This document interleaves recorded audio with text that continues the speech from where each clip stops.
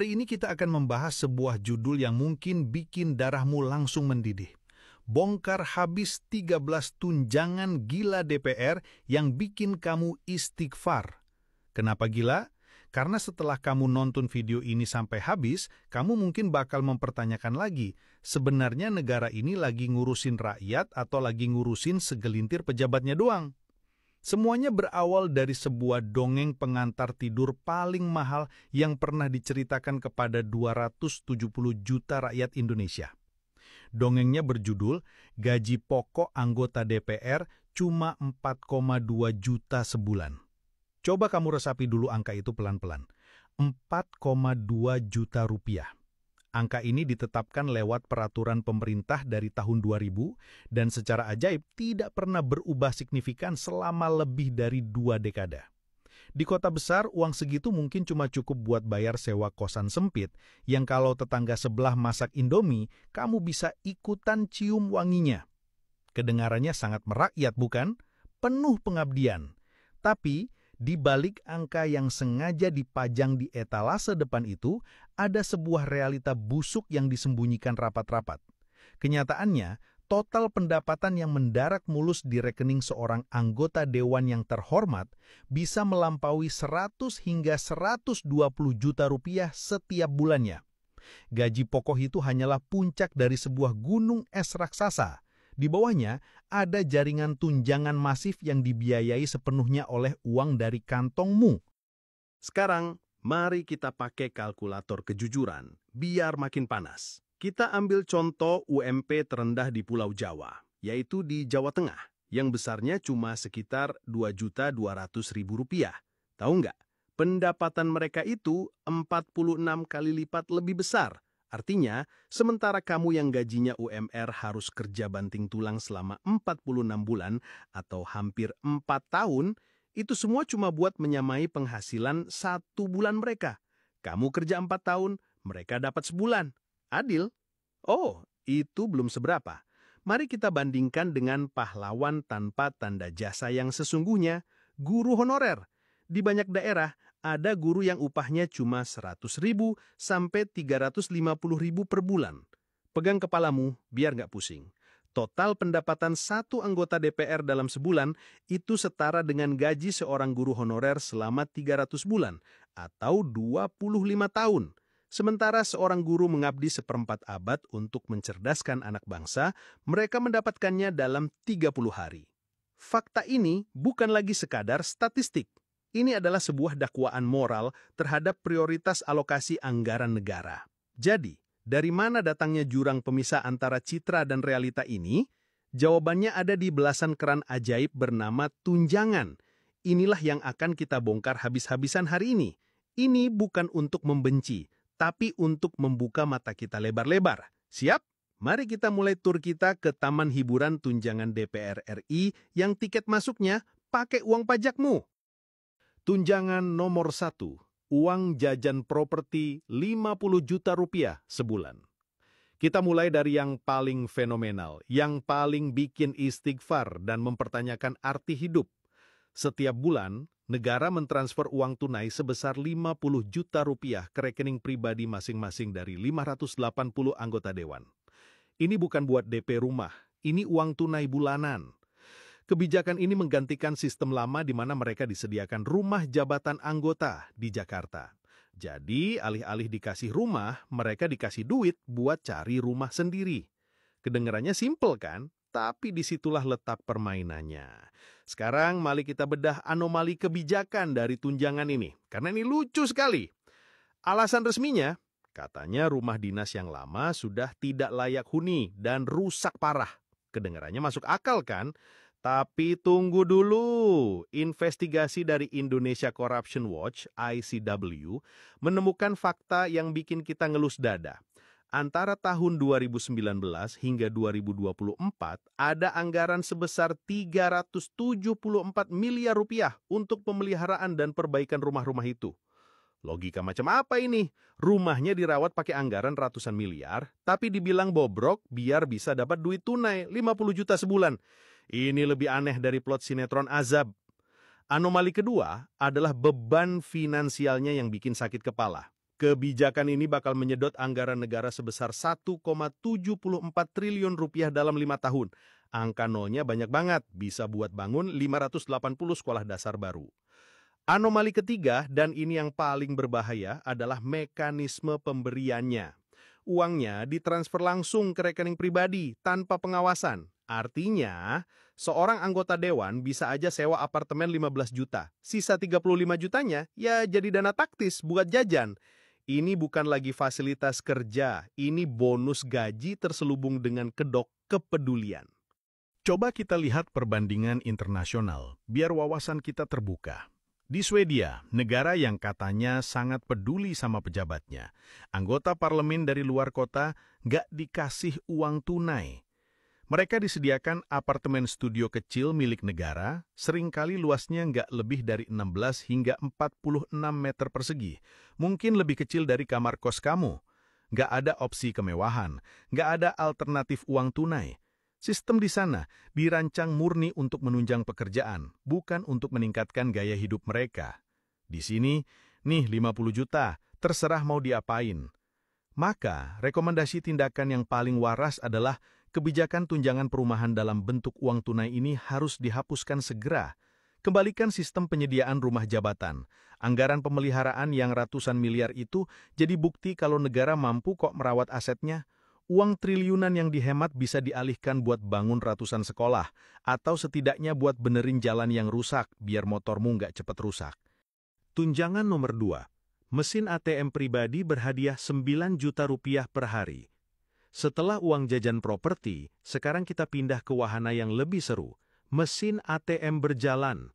Setiap kali seorang anggota DPR melakukan perjalanan dinas ke ibu kota provinsi, mereka dapat paket tunjangan harian yang terdiri dari 2 komponen utama, 5 juta rupiah sebagai uang harian dan 4 juta rupiah sebagai uang representasi, sehingga totalnya mencapai 9 juta rupiah per hari.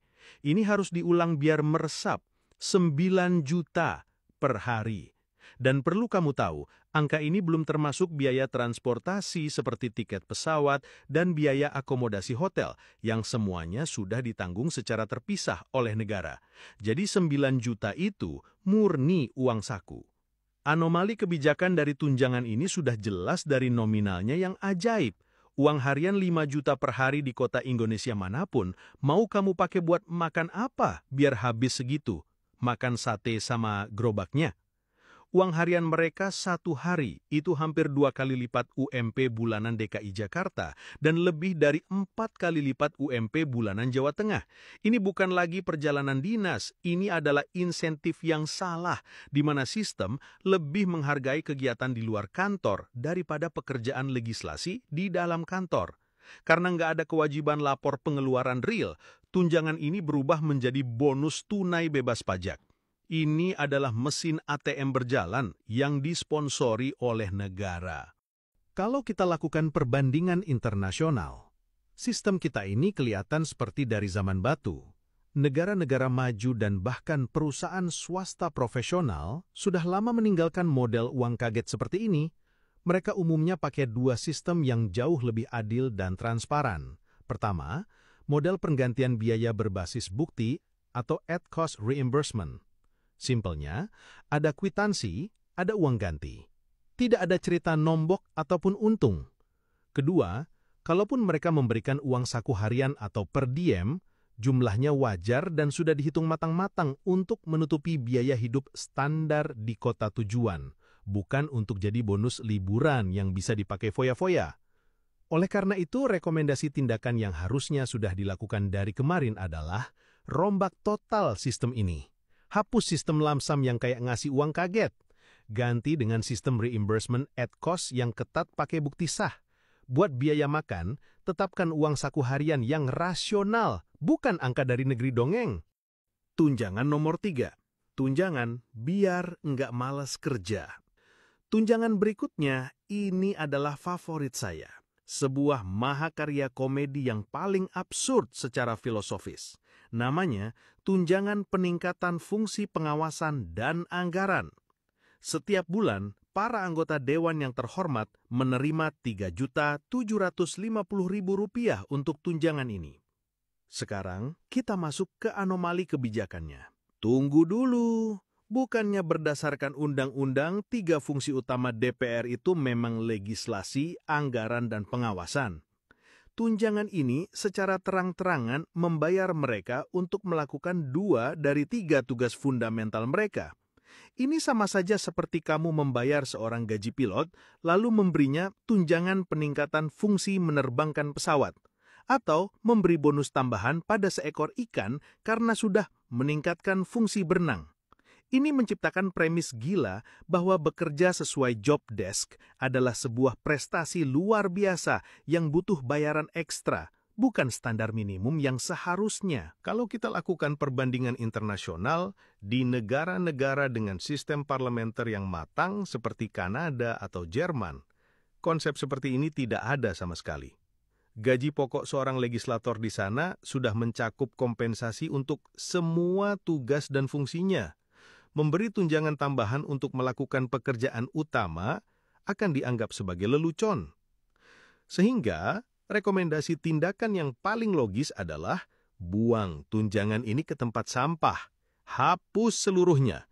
Fungsi pengawasan dan anggaran itu bukan pekerjaan sampingan, itu adalah mandat inti. Penghapusan tunjangan ini akan menghemat anggaran negara lebih dari 26 miliar rupiah per tahun.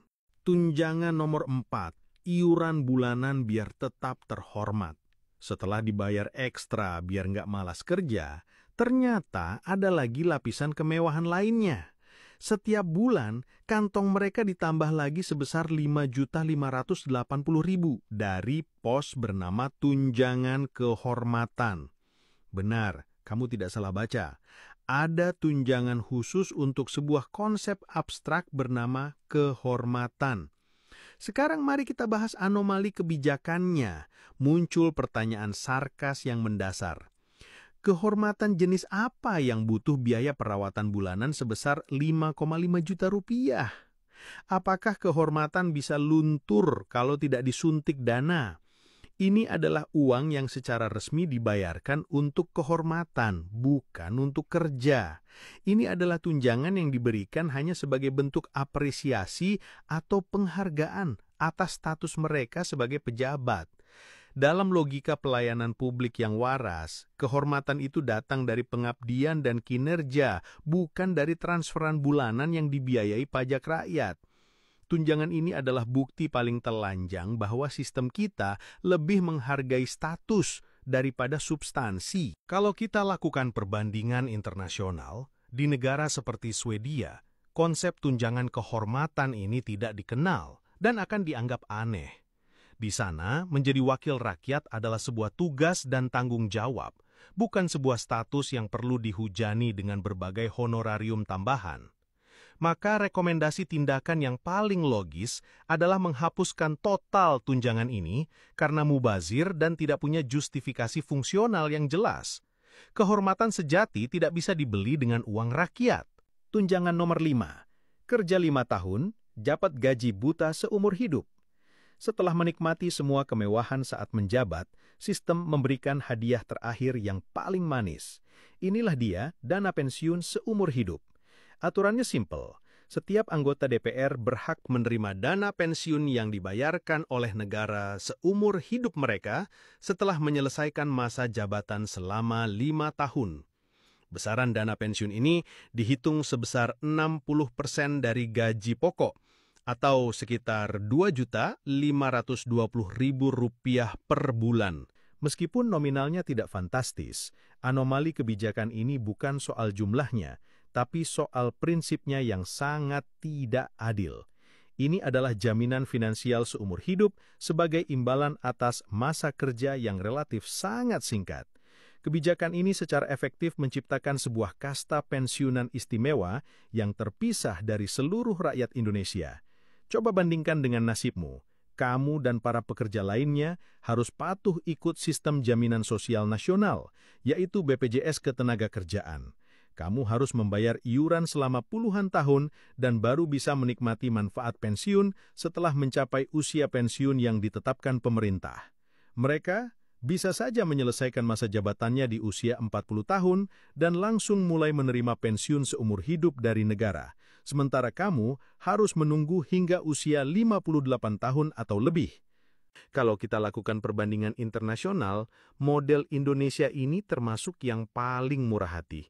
Di banyak sistem lain, hak pensiun baru muncul setelah masa kerja yang lebih lama, misalnya 10 atau 15 tahun, dan dana pensiunnya baru bisa dicairkan saat mantan legislator mencapai usia pensiun normal seperti warga negara lainnya.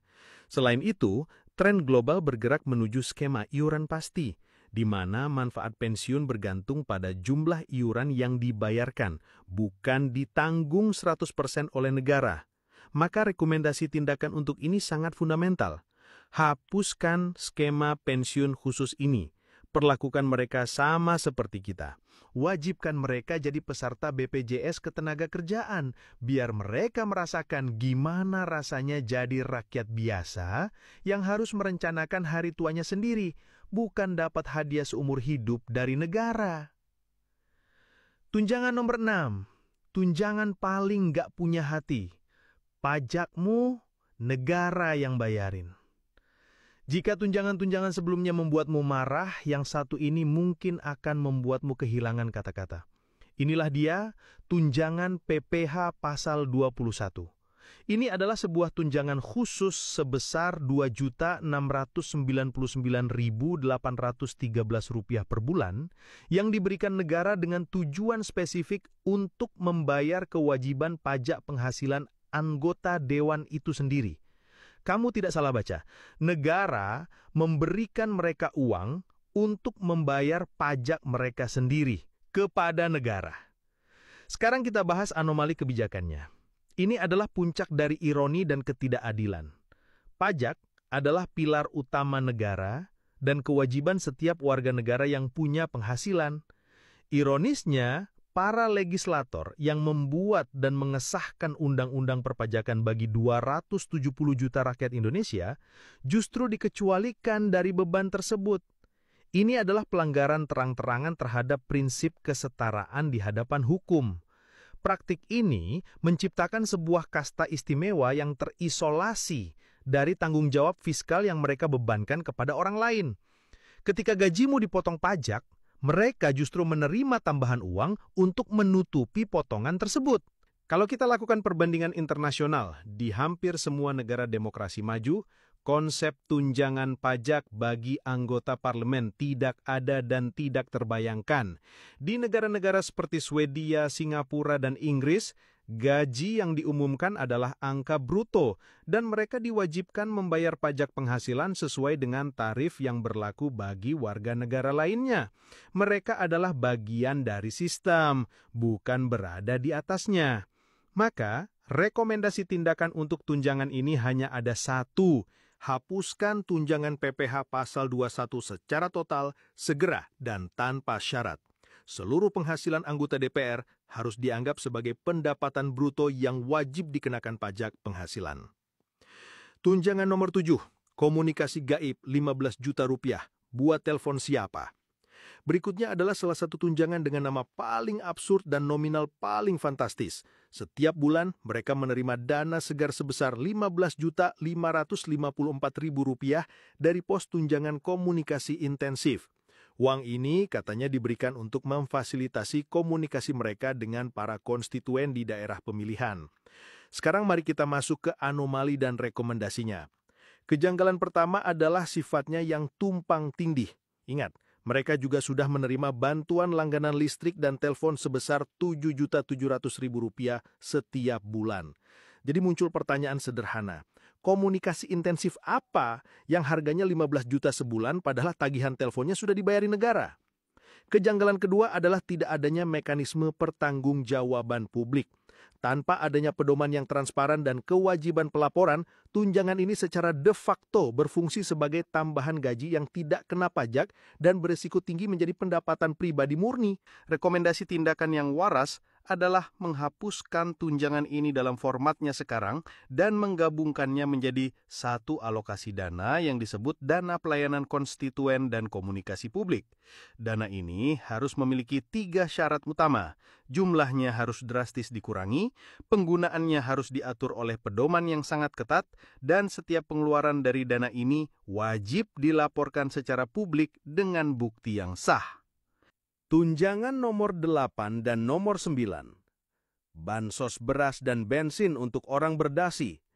Di antara tumpukan tunjangan jutaan, ada 2 tunjangan yang secara simbolis paling menampar rasa keadilan kita.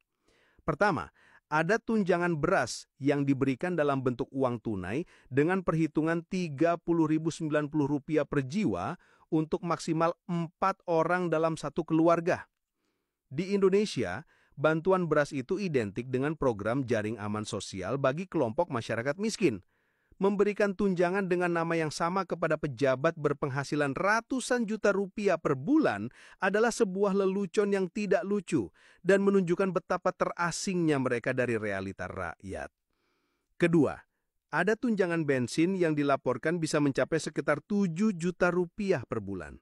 Saat kamu pusing memikirkan harga BBM, negara justru mensubsidi biaya bahan bakar untuk kendaraan pribadi para pejabat terkaya.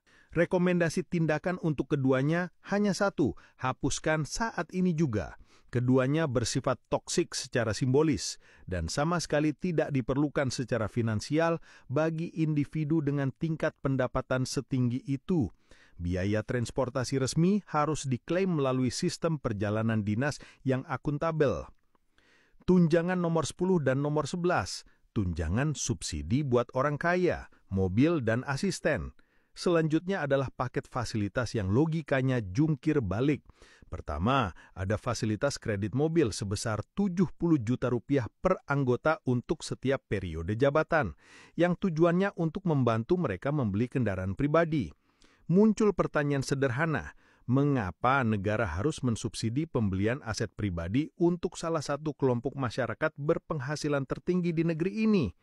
Kedua, ada tunjangan asisten anggota sebesar Rp2.250.000 per bulan. Jumlah ini bahkan berada jauh di bawah upah minimum provinsi daerah ibu kota Jakarta.